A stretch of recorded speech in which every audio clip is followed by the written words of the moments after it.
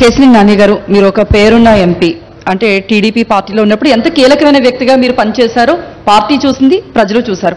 కానీ లోకేష్తో ఏంటండి థ్రెట్, ఎందుకు అంతవరకు వచ్చింది అనేది జనాలకి చాలా వరకు ఒక సందేహం ఉంది. ప్లీజ్. లేదు, లోకేష్కి నాకు ఏమీ కలిసి వ్యాపారాలు లేవు, లేదా కలిసి వ్యవహారాలు లేవు, ఏం లేవు. అతను చెప్పే కదా, అతనికి ఎవరైనా ఒక టాల్ లీడర్ని చూసినా, ఎస్పెషలీ సేమ్ కమ్యూనిటీలో, కమ్మ కమ్యూనిటీలో, ఓకే, అతనికి ఏంటంటే ఒక రకమైన insecurity feeling, inferiority complex, plus అతను ఒక టైప్ ఆఫ్ ఈగోయిస్ట్ అనమాట.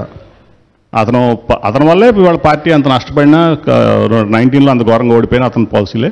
సో ఏ లీడర్ని కూడా ఎదగనీయడు. ఎందుకంటే మీరు చూస్తే తెలుగు యువత ఆ రోజు ఏది పార్టీ ఓడిపోయిన తర్వాత అందరూ ఏమంటున్నారంటే రామ్మోహన్ నాయుడు ఎంపీకి ఇస్తా అన్నారు అనుకున్నారు, మీరు అబ్జర్వ్ చేస్తే.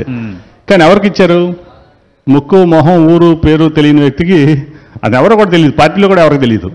ఏది విదిన్ ది సేమ్ అసెంబ్లీ కాన్స్టిట్యూన్సీలో పార్టీ వాళ్ళు కూడా ఎవరికి తెలియదు. అతనికి ఇచ్చారు తెలుగు యువత అధ్యక్షుడిగా.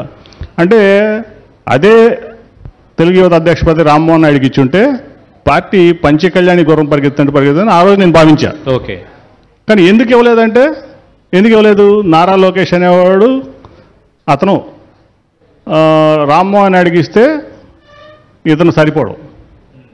ఈ పర్సనాలిటీ ఆ పర్సనాలిటీ ఇవాళకైనా రామ్మోహన్ నాయుడు ముందు తేలిపోతాడు నారా లోకేష్.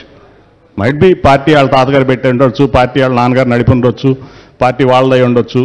కానీ ఇవాళ మన రామ్మోహన్ నాయుడు ముందు అతను తేలిపోతాడు. కాబట్టి రామ్మోహన్ నాయుడు ఎదుగుదల అతనికి ఇష్టం ఉండదు. అందుకే వాళ్ళ ఆ రోజు తెలుగు యువత పదవి, రాష్ట్ర అధ్యక్ష పదవి ఇచ్చారు కదా, రాష్ట్ర అధ్యక్షుడికి ఒకే కుటుంబం 2 పదవులు. అచ్చెన్నాయుడు అసలు రాష్ట్ర అధ్యక్షుడు పనికి వస్తాడా? అతనికి లేని వ్యసనం ఉందా?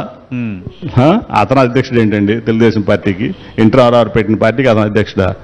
అతను పెట్టే బదులు ఇంకా రామ్మోహన్ నాయుడు అధ్యక్షుడు పెట్టి ఉంటే బ్రహ్మాండంగా ఉండేది పార్టీ పరిస్థితి. ఓకే.